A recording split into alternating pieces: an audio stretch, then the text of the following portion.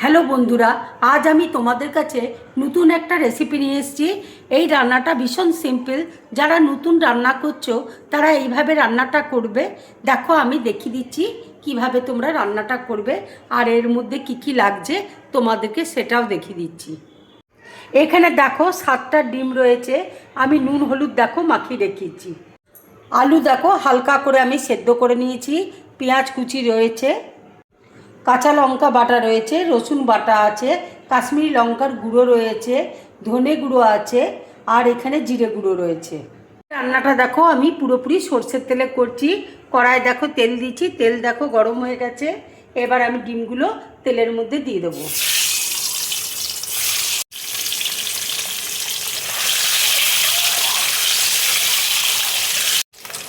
ডিমটা দেখো হালকা করে ভেজে নিয়েছি, এবার আমি তুলে নেব। তেলের মধ্যে দেখো আমি তেজপাতা দেখো দিয়ে দিচ্ছি, পেঁয়াজ কুচি দেখো দিয়ে দিচ্ছি,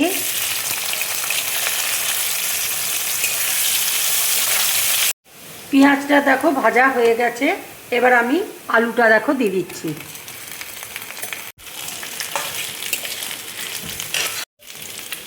হলুদটা দেখো দিয়ে দিচ্ছি।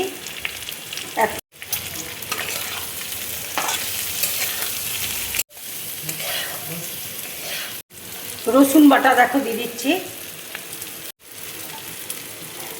জিরে গুঁড়ো দেখো দিয়ে দিচ্ছি, ধনে গুঁড়ো দিয়ে দিচ্ছি, অল্প করে দেখো জল দিয়ে দিচ্ছি, নাহলে মশলাটা পুড়ে যাবে।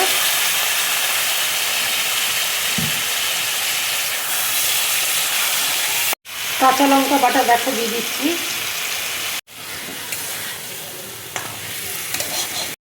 কাশ্মীরি লঙ্কার গুঁড়ো দেখো দিয়ে দিচ্ছি একটু রঙের জন্য।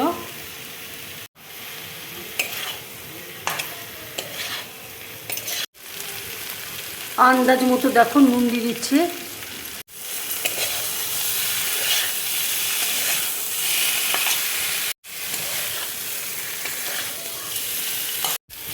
মশলাটা দেখো কষানো হয়ে গেছে, এবার আমি জল দিয়ে দেবো।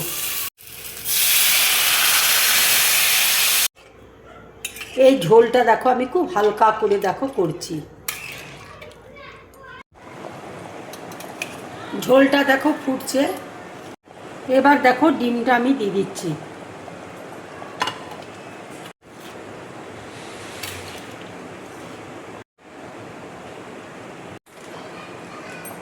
গরম মশলা গুঁড়ো দেখো দিয়ে দিচ্ছি।